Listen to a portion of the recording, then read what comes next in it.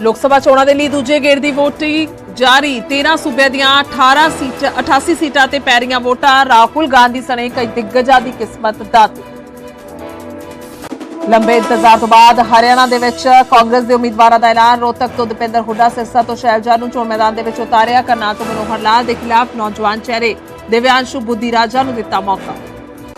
VVPAT verification ਤੇ supreme court ਅੱਜ ਸੁਣਾ ਸਕਦੇ ਫੈਸਲਾ। ਪਿਛਲੀ ਸੁਣਵਾਈ ਦੇ ਵਿੱਚ ਕੋਰਟ ਨੇ ਕਿਹਾ ਸੀ ਚੋਣ ਕੰਟਰੋਲ ਨਹੀਂ ਕਰ ਸਕਦੇ। ਪਟੀਸ਼ਨ ਦੇ ਵਿੱਚ ਈਵੀਐਮ ਵੀਵੀਪੈਟ ਤੇ 100% ਮਿਲਾਨ ਦੀ ਦਿੱਤੀ ਗਈ ਹੈ ਮੰਗ। ਅੱਜ ਮਾਝੇ ਅਤੇ ਦੁਆਬਾ ਦੇ ਵਿੱਚ ਪ੍ਰਚਾਰ ਕਰਨਗੇ ਸੀਐਮ ਮਾਨ। ਪੱਟੀ ਦੇ ਵਿੱਚ ਲਾਲਜੀਤ ਭੁੱਲਰ ਦੇ ਲਈ ਮੰਗਣਗੇ ਵੋਟਾਂ। ਸ਼ਾਮ ਨੂੰ ਪਵਨ ਕੁਮਾਰ ਟੀਨੂ ਦੇ ਲਈ ਜਲੰਧਰ 'ਚ ਕਰਨਗੇ ਰੋਡ ਸ਼ੋਅ। ਕਾਂਗਰਸ ਦੇ ਬਾਗੀਆਂ ਦੀ ਕੇਂਦਰ ਸਰਕਾਰ ਨੇ ਵਧਾਈ ਸੁਰੱਖਿਆ। ਕਾਂਗਰਸ ਤੋਂ ਸਸਪੈਂਸ਼ਨ ਦੇ 24 ਘੰਟੇ ਦੇ ਅੰਦਰ ਐਮਐਲਏ ਵਿਕਰਮਜੀਤ ਚੌਧਰੀ ਨੂੰ ਵਾਈ ਕੈਟਾਗਰੀ ਦੀ ਸੁਰੱਖਿਆ। ਕਰਮਜੀਤ ਕੌਰ ਤੇ ਤੇਜਿੰਦਰਪਾਲ ਬਿੱਟੂ ਨੂੰ ਵੀ ਵਾਈ ਕੈਟਾਗਰੀ ਦਾ ਸੁਰੱਖਿਆ ਕਵਚ।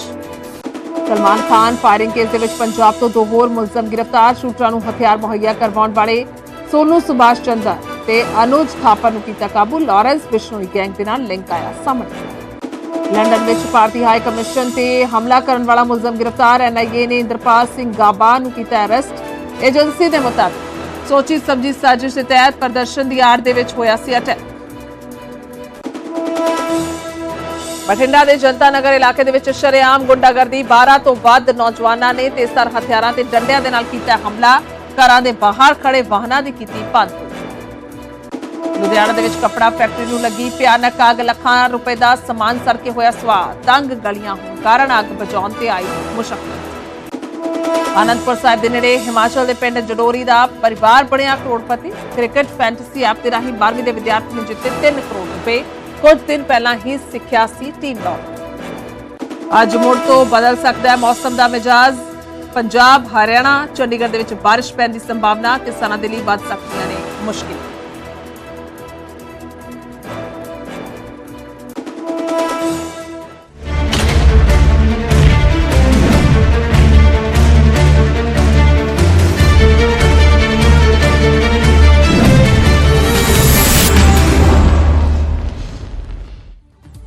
ਸਤਿ ਸ਼੍ਰੀ ਅਕਾਲ। ਨਿਊਜ਼ 18 ਪੰਜਾਬ ਹਰਿਆਣਾ ਦੇਖ ਰਹੇ ਹੋ ਤੁਸੀਂ। ਮੈਂ ਤੁਹਾਡੇ ਨਾਲ ਗੁਰਜੋਤ ਸੰਧੂ। ਤਾਂ ਸ਼ੁਰੂਆਤ ਕਰਦੇ ਹਾਂ ਬੁਲੇਟਿਨ ਦੀ ਵੱਡੀ ਖਬਰ ਤੋਂ। ਲੰਬੇ ਇੰਤਜ਼ਾਰ ਤੋਂ ਬਾਅਦ ਹਰਿਆਣਾ ਕਾਂਗਰਸ ਦੀ ਲਿਸਟ ਜਾਰੀ ਹੋਈ ਹੈ। ਹਰਿਆਣਾ ਦੇ ਵਿੱਚ ਕਾਂਗਰਸ ਦੇ ਵੱਲੋਂ 8 ਉਮੀਦਵਾਰਾਂ ਦਾ ਐਲਾਨ ਕਰ ਦਿੱਤਾ ਗਿਆ ਹੈ। ਰੋਹਤਕ ਤੋਂ ਦਪਿੰਦਰ ਹੁੱਡਾ ਨੂੰ ਮੁੜ ਚੋਣ ਮੈਦਾਨ ਦੇ ਵਿੱਚ ਉਤਾਰ ਦਿੱਤਾ ਗਿਆ ਹੈ। ਸਿਰਸਾ ਤੋਂ ਕੁਮਾਰੀ ਸ਼ੈਲਜਾ ਤੇ ਖੇਡਿਆ ਗਿਆ, ਉੱਥੋਂ ਉਹਨਾਂ ਨੂੰ ਟਿਕਟ ਦਿੱਤੀ ਗਈ ਹੈ। ਔਰ ਪਿਛਲੀ ਵਾਰ ਸ਼ੈਲਜਾ ਨੇ ਦੱਸ ਦਿਆ ਕਿ ਅੰਬਾਲਾ ਤੋਂ ਚੋਣ ਲੜੀ ਸੀ। ਤਾਂ ਕਰਨਾਲ ਤੋਂ ਭਾਜਪਾ ਉਮੀਦਵਾਰ ਅਤੇ ਸਾਬਕਾ ਸੀਐਮ ਮਨੋਹਰ ਲਾਲ ਦੇ ਖਿਲਾਫ ਦਿਵਿਆਂਸ਼ੂ ਬੁੱਧੀ ਰਾਜਾ ਨੂੰ ਕਾਂਗਰਸ ਨੇ ਮੈਦਾਨ ਦੇ ਵਿੱਚ ਉਤਾਰਿਆ ਹੈ, ਜੋ ਖਾਸ ਤੌਰ ਤੇ ਦੱਸਦੀ ਹੈ ਕਿ ਯੂਥ ਕਾਂਗਰਸ ਦੇ ਹਰਿਆਣਾ ਦੇ ਪ੍ਰਧਾਨ ਨੇ। ਤਾਂ ਦਿਵਿਆਂਸ਼ੂ ਬੁੱਧੀ ਰਾਜਾ ਹਰਿਆਣਾ ਯੂਥ ਕਾਂਗਰਸ ਦੇ ਪ੍ਰਧਾਨ ਨੇ। ਹਿਸਾਰ ਤੋਂ ਜੈ ਪ੍ਰਕਾਸ਼ ਦੇ ਨਾਮ ਦਾ ਐਲਾਨ ਕੀਤਾ ਗਿਆ। ਹਿਸਾਰ ਤੋਂ ਮੌਜੂਦਾ ਸੰਸਦ ਵਿਜੇਂਦਰ ਸਿੰਘ ਨੂੰ ਟਿਕਟ ਜਿਹੜੀ ਹੈ ਉਹ ਨਹੀਂ ਦਿੱਤੀ ਗਈ। ਤਾਂ ਜੈ ਪ੍ਰਕਾਸ਼ ਤੇ ਦਾ ਖੇਡਿਆ ਗਿਆ ਹੈ ਔਰ ਮੌਜੂਦਾ ਸੰਸਦ ਨੂੰ ਟਿਕਟ ਨਹੀਂ ਮਿਲੀ, ਯਾਨੀ ਕਿ ਉਹਨਾਂ ਦੀ ਟਿਕਟ ਕੱਟ ਦਿੱਤੀ ਗਈ ਹੈ। ਤਾਂ ਵਿਜੇਂਦਰ ਸਿੰਘ ਬੀਜੇਪੀ ਦੀ ਟਿਕਟ ਤੇ ਪਿਛਲੀ ਵਾਰ ਜਿੱਤੇ ਸਨ। ਬੀਜੇਪੀ ਦੀ ਟਿਕਟ ਦੇ ਜਿੱਤੇ ਸਨ, ਕਾਂਗਰਸ ਦੇ ਵਿੱਚ ਸ਼ਾਮਿਲ ਹੋਏ। ਪਰ ਉਸ ਤੋਂ ਬਾਅਦ ਸੁਭਾਵਿਕ ਤੌਰ ਤੇ ਟਿਕਟ ਜਿਹੜੀ ਆ ਉਹਨਾਂ ਨੂੰ ਆਸ ਸੀ, ਉਮੀਦ ਸੀ ਕਿ ਦਿੱਤੀ ਜਾਏਗੀ, ਪਰ ਨਹੀਂ ਦਿੱਤੀ ਗਈ। ਹਾਲ ਹੀ ਦੇ ਵਿੱਚ ਬੀਜੇਪੀ ਛੱਡ ਕੇ ਕਾਂਗਰਸ 'ਚ ਸ਼ਾਮਿਲ ਹੋਏ ਸਨ, ਪਰ ਹੁਣ ਅਸੀਂ ਕਹਿ ਸਕਦੇ ਹਾਂ ਲਿਸਟ ਤੋਂ ਬਾਅਦ ਸੁਭਾਵਿਕ ਤੌਰ ਤੇ ਉਹਨਾਂ ਦੀ ਉਮੀਦਾਂ ਤੇ ਪਾਣੀ ਫਿਰ ਗਿਆ। ਤਾਂ ਭਵਾਨੀ ਮਹਿੰਦਰਗੜ੍ਹ ਤੋਂ ਕਾਂਗਰਸ ਨੇ ਆਪਣੇ ਸਿਟਿੰਗ ਐਮਐਲਏ ਰਾਵਦਾਨ ਸਿੰਘ ਨੂੰ ਟਿਕਟ ਦਿੱਤੀ ਹੈ। ਇਸ ਸੀਟ ਤੇ ਵੀ ਇਸ ਵਾਰ ਸ਼ਰੂਤੀ ਚੌਧਰੀ ਦੀ ਟਿਕਟ ਕੱਟ ਦਿੱਤੀ ਗਈ ਹੈ। ਸ਼ਰੂਤੀ ਚੌਧਰੀ ਕਾਂਗਰਸ ਦੇ ਸੀਨੀਅਰ ਆਗੂ ਕਿਰਨ ਚੌਧਰੀ ਦੇ ਬੇਟੀ ਨੇ, ਜਿਨ੍ਹਾਂ ਦੇ ਲਈ ਸ਼ੈਲਜਾ ਤੇ ਸੁਰਜੇਵਾਲਾ ਵੀ ਲੌਬਿੰਗ ਕਰ ਰਹੇ ਸਨ, ਪਰ ਪਾਰਟੀ ਨੇ ਹੁੱਡਾ ਦੇ ਕਰੀਬੀ ਰਾਵਦਾਨ ਸਿੰਘ ਨੂੰ ਮੌਕਾ ਦਿੱਤਾ ਹੈ। ਅੰਬਾਲਾ ਦਾ ਜ਼ਿਕਰ ਕਰੀਏ, ਅੰਬਾਲਾ ਤੋਂ ਵੀ ਕਾਂਗਰਸ ਨੇ ਆਪਣੇ ਵਿਧਾਇਕ ਵਰੁਣ ਚੌਧਰੀ ਨੂੰ ਉਮੀਦਵਾਰ ਬਣਾਇਆ ਹੈ। ਵਰੁਣ ਚੌਧਰੀ ਕਾਂਗਰਸ ਦੇ ਵੱਡੇ ਨੇਤਾ ਫੁੱਲਚੰਦ ਮੁਲਾਨਾ ਦੇ ਬੇਟੇ ਨੇ। ਫਰੀਦਾਬਾਦ ਤੋਂ ਸਾਬਕਾ ਮੰਤਰੀ ਮਹਿੰਦਰ ਪ੍ਰਤਾਪ ਸਿੰਘ ਦੇ ਨਾਂ ਦਾ ਐਲਾਨ ਕਰ ਦਿੱਤਾ ਗਿਆ। ਸੋਨੀਪਤ ਤੋਂ ਸਤਪਾਲ ਬ੍ਰਹਮਚਾਰੀ ਨੂੰ ਟਿਕਟ ਦਿੱਤੀ ਗਈ ਹੈ। ਗੁਰੂਗ੍ਰਾਮ ਸੀਟ ਤੇ ਹਾਲੇ ਉਮੀਦਵਾਰ ਦਾ ਐਲਾਨ ਨਹੀਂ ਹੋਇਆ। ਇੱਥੇ ਵੀ ਪੇਚ ਫਸਿਆ ਹੈ।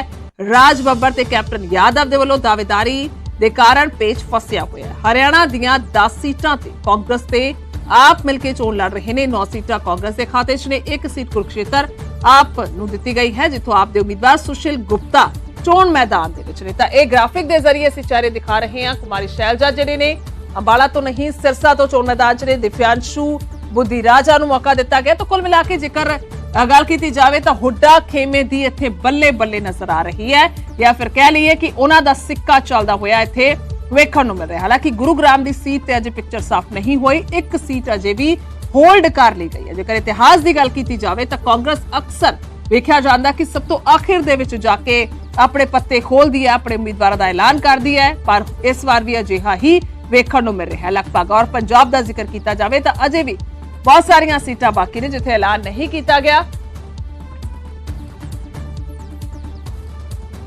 ਤਾਂ ਕਿਸ ਤਰੀਕੇ ਦੇ ਨਾਲ ਪਿਕਚਰ ਜਿਹੜੀ ਰਹੇਗੀ, ਫਾਈਟ ਰਹੇਗੀ। ਰੋਹਤਕ ਦਾ ਜ਼ਿਕਰ ਕੀਤਾ ਜਾਵੇ, ਦੀਪਿੰਦਰ ਹੁੱਡਾ ਚੋਣ ਮੈਦਾਨ 'ਚ ਨੇ।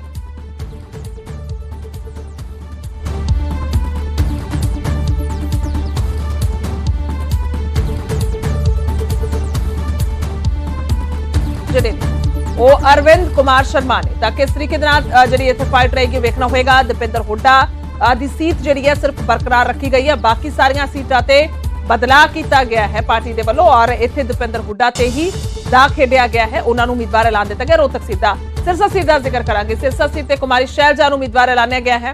ਅਸ਼ੋਕ ਤਵਰ ਜਿਹੜੇ ਨੇ ਇਥੋਂ ਦੂਸਰੇ ਪਾਸੇ ਉਮੀਦਵਾਰ ਨੇ। ਤਾਂ ਇੱਥੇ ਵੀ ਜਿਹੜੀ ਜੰਗ ਹੈ ਉਹ ਵੇਖਣ ਨੂੰ ਕਿ ਬੇहद ਦਿਲਚਸਪ ਹੈ, ਕਿਸ ਤਰੀਕੇ ਦੇ ਨਾਲ ਰਹੇਗੀ। ਉਸ ਤੋਂ ਬਾਅਦ ਕਰਨਾਲ ਦੀ ਸਿਆਸੀ ਫਾਈਟ ਦਾ ਜ਼ਿਕਰ ਕਰਾਂਗੇ। ਮਨੋਹਰ ਲਾਲ ਉਮੀਦਵਾਰ ਨੇ ਬੀਜੇਪੀ ਦੇ ਔਰ ਦਿਵਿਆਂਸ਼ੂ ਬੁੱਧੀਰਾਜਾ ਯੰਗ ਫੇਸ ਨੌਜਵਾਨ ਚਿਹਰਾ ਕਾਂਗਰਸ ਦੇ ਹਰਿਆਣਾ ਦੇ ਪ੍ਰਧਾਨ ਯੂਥ ਦੇ ਚੋਣ ਮੈਦਾਨ 'ਚ ਨੇ। ਉਸ ਤੋਂ ਬਾਅਦ ਹਿਸਾਰ ਦੀ ਸਿਆਸੀ ਸੀਟ ਜੈ ਪ੍ਰਕਾਸ਼ ਕਾਂਗਰਸ ਤੋਂ ਉਮੀਦਵਾਰ ਨੇ। ਰਣਜੀਤ ਚੌਟਾਲਾ ਜਿਹੜੇ ਨੇ ਬੀਜੇਪੀ ਤੋਂ ਉਮੀਦਵਾਰ ਨੇ। ਤਾਂ ਇੱਥੇ ਵੀ ਜਿਹੜੀ ਹੈ ਉਹ ਫਸਵੀਂ ਟੱਕਰ ਵੇਖਣ ਨੂੰ ਮਿਲੇਗੀ। ਭਿਵਾਨੀ ਮਹੇਂਦਰਗੜ੍ਹ ਦੀ ਸੀਟ ਰਾਵਦਾਨ ਸਿੰਘ ਤੇ ਦਾ ਖੇਡਿਆ ਗਿਆ।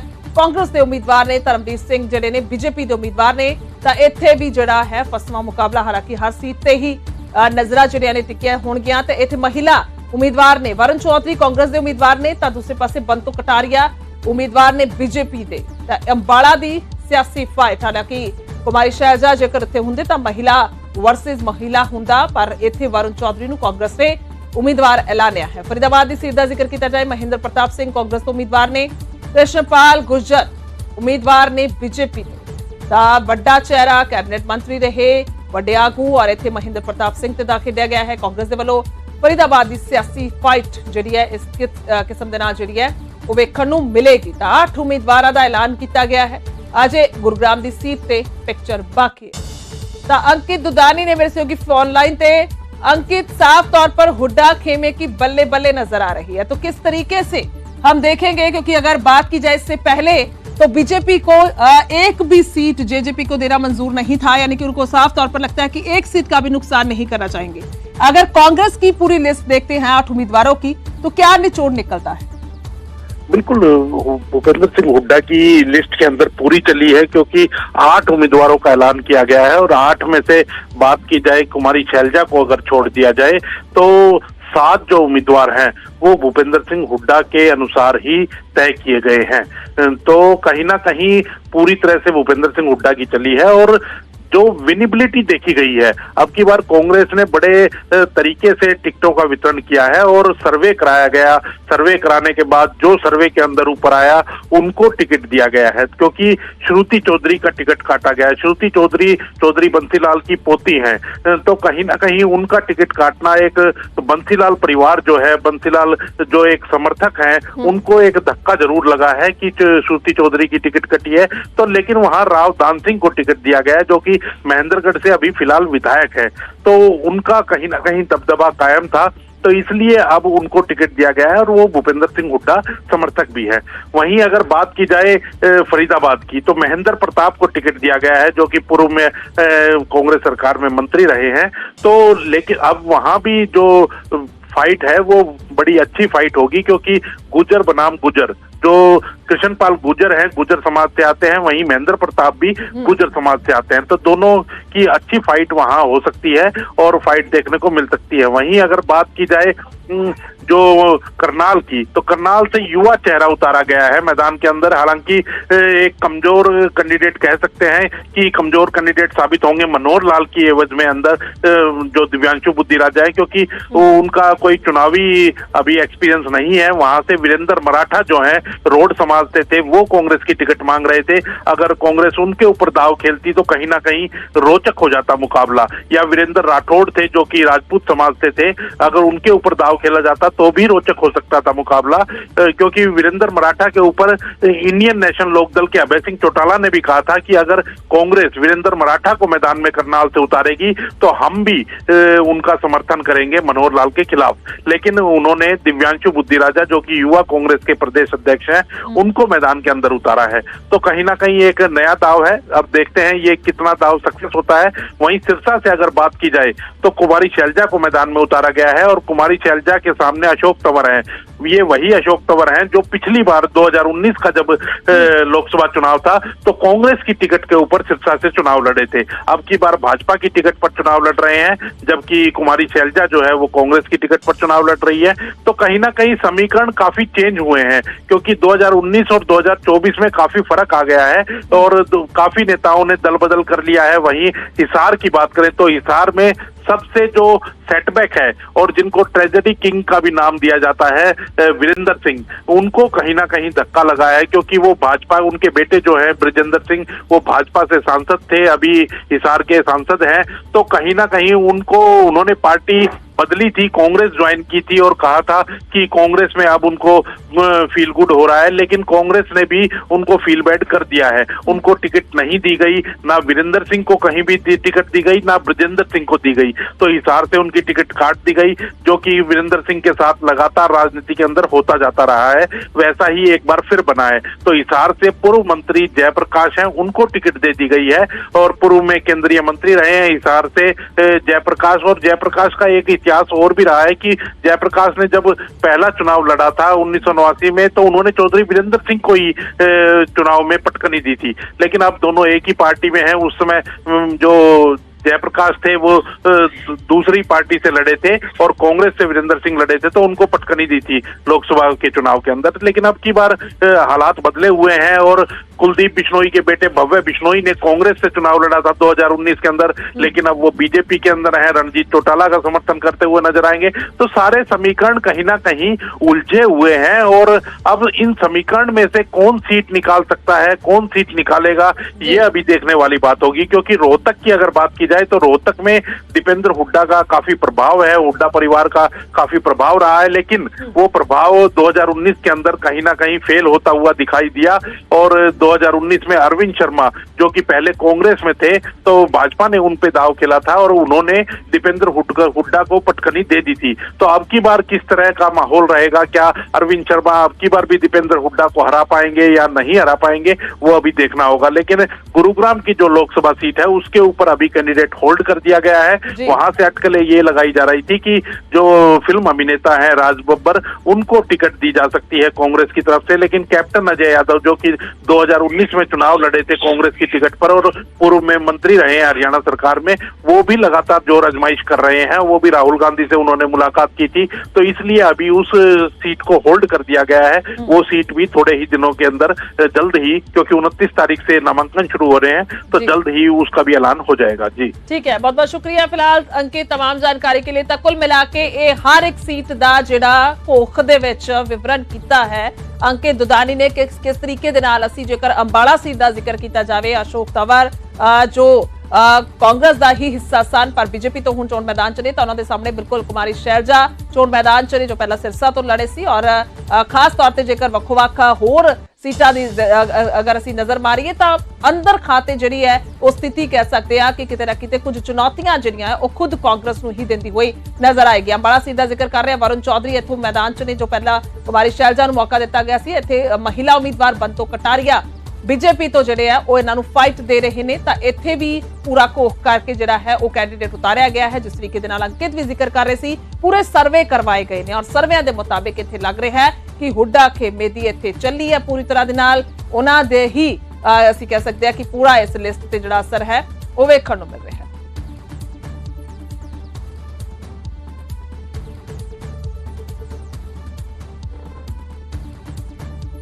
ਅੱਗੇ ਵਧਾਂਗੇ ਤਾਂ ਲੋਕ ਸਭਾ ਚੋਣਾਂ ਦੇ ਲਈ ਦੂਜੇ ਗੇੜ ਦੀ VOTING ਜਾਰੀ ਹੈ। 13 ਸੂਬਿਆਂ ਦੀਆਂ 88 ਸੀਟਾਂ ਤੇ ਵੋਟਾਂ ਪੈ ਰਹੀਆਂ ਨੇ। ਪੋਲਿੰਗ ਬੂਥਾਂ ਦੇ ਬਾਹਰ ਦੱਸਦੀ ਕਿ ਵੋਟਰਾਂ ਦੀ ਲੰਬੀਆਂ ਕਤਾਰਾਂ ਨਜ਼ਰ ਆ ਰਹੀਆਂ ਨੇ। ਰਾਹੁਲ ਗਾਂਧੀ ਦੇ ਸਣੇ ਕਈ ਵੱਡੇ ਚਿਹਰਿਆਂ ਦੀ किस्मत ਦਾ ਅੱਜ ਫੈਸਲਾ ਹੋਏਗਾ। 6 ਕੇਂਦਰੀ ਮੰਤਰੀਆਂ ਦੀ ਸਾਖ ਜਿਹੜੀ ਹੈ ਉਹ ਦਾਤੇ ਹੈ। ਪੀਐਮ ਮੋਦੀ ਦੇ ਵੱਲੋਂ ਰਿਕਾਰਡ ਗਿਣਤੀ ਦੇ ਵਿੱਚ VOTING ਦੀ ਅਪੀਲ ਕੀਤੀ ਗਈ ਹੈ। यूपी ਤੇ ਮਹਾਰਾਸ਼ਟਰ ਦੀਆਂ 8-8 ਸੀਟਾਂ ਤੇ VOTING ਹੋ ਰਹੀ ਹੈ ਔਰ ਬਿਹਾਰ ਦੀਆਂ 5 ਸੀਟਾਂ ਤੇ VOTING ਹੋ ਰਹੀ ਹੈ।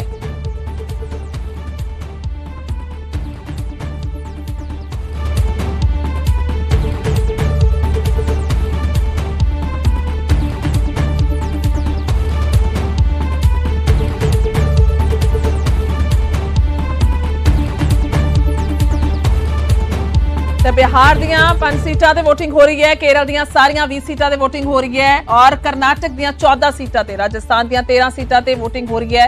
MP ਦੀਆਂ 6 ਸੀਟਾਂ, ਅਸਮ ਦੀਆਂ 5, ਪੱਛਮੀ ਬੰਗਾਲ ਦੀਆਂ ਅਤੇ ਛੱਤੀਸਗੜ੍ਹ ਦੀਆਂ 3-3 ਸੀਟਾਂ ਤੇ ਵੋਟਾਂ ਪੈ ਰਹੀਆਂ ਨੇ। ਮਣੀਪੁਰ, ਤ੍ਰਿਪੁਰਾ ਤੇ ਜੰਮੂ ਕਸ਼ਮੀਰ ਦੀ ਇੱਕ ਸੀਟ ਤੇ VOTING ਜਾਰੀ ਹੈ ਔਰ ਕੁੱਲ ਮਿਲਾ ਕੇ ਜੇਕਰ ਜ਼ਿਕਰ ਕੀਤਾ ਜਾਵੇ ਤਾਂ ਪਿਕਚਰ ਜਿਹੜੀ ਹੈ ਉਹ ਕਾਫੀ ਜ਼ਿਆਦਾ ਇੱਥੇ ਪੇਚ ਫਸਦਾ ਹੋਇਆ ਨਜ਼ਰ ਆ ਰਿਹਾ ਹੈ। ਖਾਸ ਤੌਰ ਤੇ ਜੇਕਰ ਗੱਲ ਕੀਤੀ ਜਾਵੇ ਤਾਂ ਵੱਡੇ ਸਿਤਾਰਿਆਂ ਦੀ ਸਾਖ ਜਿਹੜੀ ਹੈ ਅਦਾ ਤੇ ਹੈ। ਹੇਮਾ ਮਾਲਿਨੀ ਜਿੱਥੋਂ ਚੋਣ ਮੈਦਾਨ 'ਚ ਨੇ ਉਸ ਸੀਟ ਤੇ ਵੀ VOTING ਹੋ ਰਹੀ ਹੈ। ਕੁੱਲ ਮਿਲਾ ਕੇ 88 ਸੀਟਾਂ ਨੇ।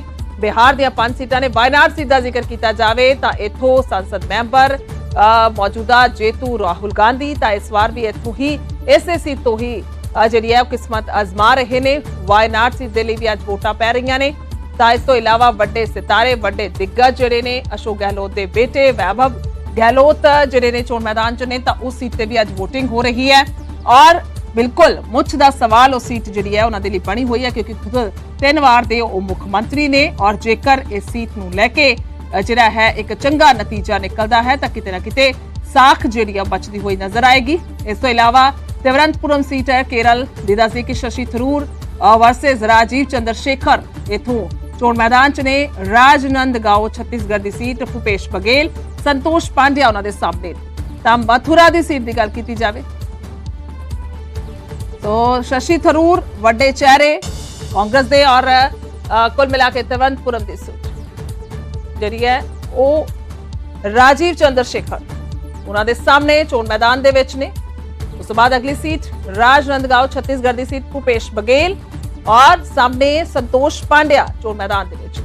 ਤਾਂ ਇਹ ਸੀਟਾਂ ਜਿਹੜੀਆਂ ਅਹਿਮ ਦਿਖਾ ਰਹੇ ਆ ਜਿਨ੍ਹਾਂ ਤੇ ਨਜ਼ਰਾਂ ਟਿਕੀਆਂ ਹੁੰਦੀਆਂ ਨੇ। ਹੇਮਾ ਮਾਲਿਨੀ ਬੀਜੇਪੀ ਤੋਂ ਚੋਣ ਮੈਦਾਨ ਦੇ ਵਿੱਚ, ਮਥੁਰਾ ਦੀ ਸੀਟ ਉੱਤਰ ਪ੍ਰਦੇਸ਼ ਦੀ ਔਰ ਉਹਨਾਂ ਦੇ ਸਾਹਮਣੇ ਕਾਂਗਰਸ ਤੋਂ ਮੁਕੇਸ਼ ਡਾਂਗਰ ਚੋਣ ਮੈਦਾਨ ਦੇ ਵਿੱਚ। ਉਸ ਤੋਂ ਬਾਅਦ ਅਰੁਣ ਗੋਵਿਲ ਮੇਰਠ ਜਿੱਥੋਂ ਆਗਾਜ਼ ਕੀਤਾ ਸੀ ਚੋਣ ਪ੍ਰਚਾਰ ਦਾ PM ਨਰਿੰਦਰ ਮੋਦੀ ਨੇ ਉੱਤਰ ਪ੍ਰਦੇਸ਼ ਦੀ ਸੀਟ ਬੇहद ਅਹਿਮ। ਉਹਨਾਂ ਦੇ ਸਾਹਮਣੇ ਸਮਾਜਵਾਦੀ ਪਾਰਟੀ ਤੋਂ ਸੁਨੀਤਾ ਵਰਮਾ ਚੋਣ ਮੈਦਾਨ ਦੇ ਵਿੱਚ ਨੇ। ਬੀਜੇਪੀ ਤੋਂ ਅਰੁਣ ਗੋਵਿਲ ਨੇ, ਰਾਮਾਇਣ ਦੇ ਰਾਮ। जोधपुर सीट अगली सीट, राजस्थान की सीट करण सिंह चोण मैदान दे विच ने और उनके सामने गजेंद्र सिंह शेखावत यानी कि वड्डा चेहरा कैबिनेट मंत्री।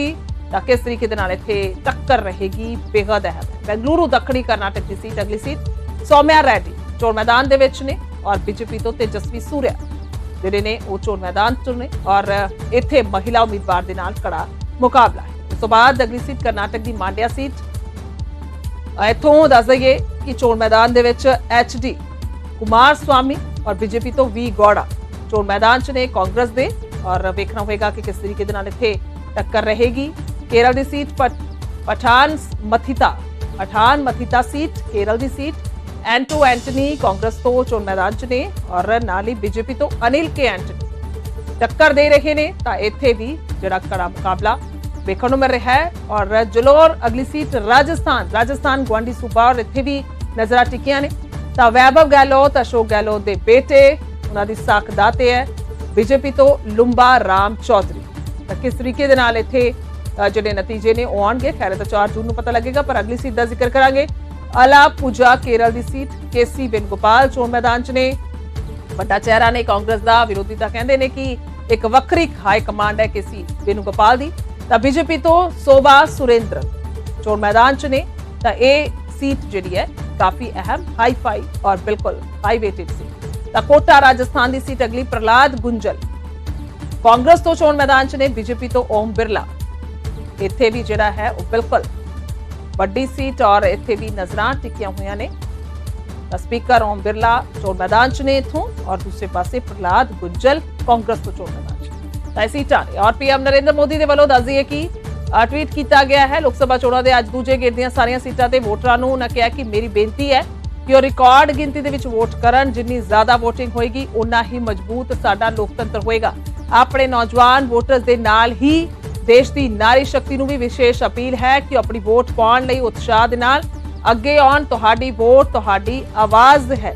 ਇਹ PM ਨਰਿੰਦਰ ਮੋਦੀ ਦੇ ਵੱਲੋਂ ਟਵੀਟ ਕੀਤਾ ਗਿਆ ਹੈ। ਅਗਲਾ ਟਵੀਟ ਰਾਹੁਲ ਗਾਂਧੀ ਦੇ ਵੱਲੋਂ ਕੀਤਾ ਗਿਆ। ਉਹਨਾਂ ਨੇ ਕਿਹਾ ਹੈ, ਮੇਰੇ ਪਿਆਰੇ ਦੇਸ਼ ਵਾਸੀਓ, ਦੇਸ਼ ਦੀ ਕਿਸਮਤ ਦਾ ਫੈਸਲਾ ਕਰਨ ਜਾ ਰਹੇ ਇਸ ਇਤਿਹਾਸਿਕ ਚੋਣ ਦਾ ਅੱਜ ਦੂਜਾ ਪੜਾਅ ਹੈ। ਤੁਹਾਡੀ ਵੋਟ ਤੈਅ ਕਰੇਗੀ ਕਿ ਅਗਲੀ ਸਰਕਾਰ ਕੁਝ ਅਰਬਪਤੀਆਂ ਦੀ ਹੋਵੇਗੀ ਜਾਂ 140 ਕਰੋੜ ਹਿੰਦੁਸਤਾਨੀਆਂ ਦੀ। ਇਸੇ ਦੇ ਲਈ ਅੱਜ ਹਰ ਨਾਗਰਿਕ ਦਾ ਫਰਜ਼ ਬਣਦਾ ਹੈ ਕਿ ਉਹ ਸੰਵਿਧਾਨ ਦਾ ਸਿਪਾਹੀ ਬਣ ਕੇ ਲੋਕਤੰਤਰ ਦੀ ਰਾਖੀ ਦੇ ਲਈ ਘਰੋਂ ਬਾਹਰ ਨਿਕਲੇ ਅਤੇ ਵੋਟ ਪਾਵੇ।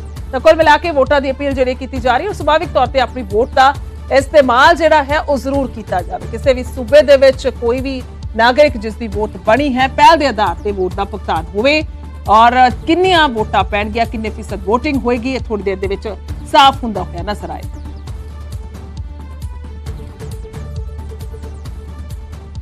विकास चाहता है, इसलिए आने वाले इस चुनाव के अंदर फिर से इस चुनाव के बाद फिर से भारतीय जनता पार्टी की सरकार बनेगी और तीसरी बार मोदी जी प्रधानमंत्री बनेंगे।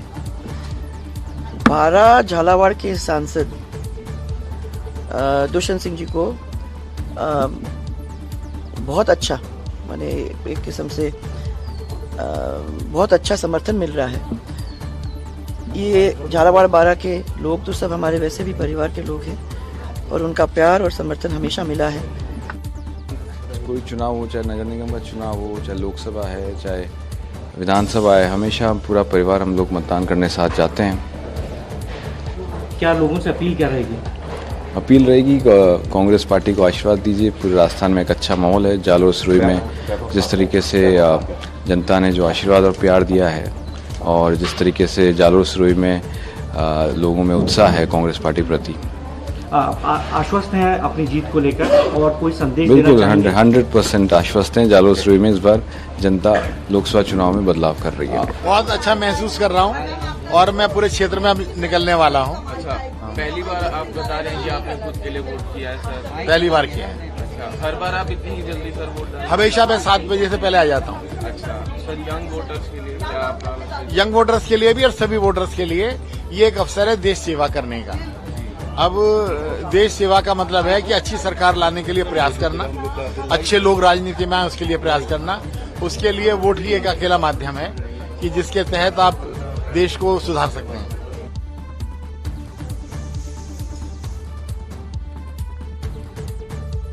ਤਾਂ ਬੀਜੇਪੀ ਉਮੀਦਵਾਰ ਉਹਨਾਂ ਦਾ ਕਹਿਣਾ ਹੈ ਕਿ ਵੋਟ ਜਿਹੜਾ ਹੈ ਜ਼ਰੂਰ ਪਾਇਆ ਜਾਵੇ। ਤਾਂ ਸੁਭਾਵਿਕ ਤੌਰ ਤੇ ਵੋਟ ਦਾ ਭੁਗਤਾਨ ਜਿਹੜਾ ਹੈ ਉਹ ਹਰ ਇੱਕ ਦੇ ਵੱਲੋਂ ਕੀਤਾ ਜਾਵੇ ਔਰ 10 ਵਜੇ ਦੇ ਕਰੀਬ ਜਿਹੜਾ ਹੈ ਕੁਝ ਅੰਕੜੇ ਜਿਹੜੇ ਆਉਣੇ ਸ਼ੁਰੂ ਹੋ ਜਾਣਗੇ ਔਰ ਕਿੰਨੀਆਂ ਵੋਟਾਂ ਜਿਹੜੀਆਂ ਨੇ ਉਹ 10 ਵਜੇ ਤੱਕ ਪਈਆਂ ਨੇ, ਉਸ ਦੇ ਮੁਤਾਬਿਕ ਇਹ ਵੇਖਿਆ ਜਾਏਗਾ ਕਿ ਆਖਰਕਾਰ ਕਿੰਨੀ VOTING ਜਿਹੜੀ ਹੈ ਉਹ ਹੋ ਰਹੀ ਹੈ। ਤਾਂ ਦੱਸ ਦਈਏ ਕਿ ਵੱਖੋ-ਵੱਖ ਸੀਟਾਂ ਤੇ ਅੱਜ 88 ਸੀਟਾਂ ਨੇ ਕੁੱਲ, ਜਿਨ੍ਹਾਂ ਦੇ ਵਿੱਚੋਂ ਕੇਰਲ ਦੀਆਂ 20 ਸੀਟਾਂ ਨੇ, ਕਰਨਾਟਕ ਦੀਆਂ 14, ਰਾਜਸਥਾਨ ਦੀਆਂ 13, ਮਹਾਰਾਸ਼ਟਰ ਦੀਆਂ 8, ਉੱਤਰ ਪ੍ਰਦੇਸ਼ ਦੀਆਂ 8 ਸੀਟਾਂ ਤੇ ਵੋਟਾਂ ਪੈ ਰਹੀਆਂ।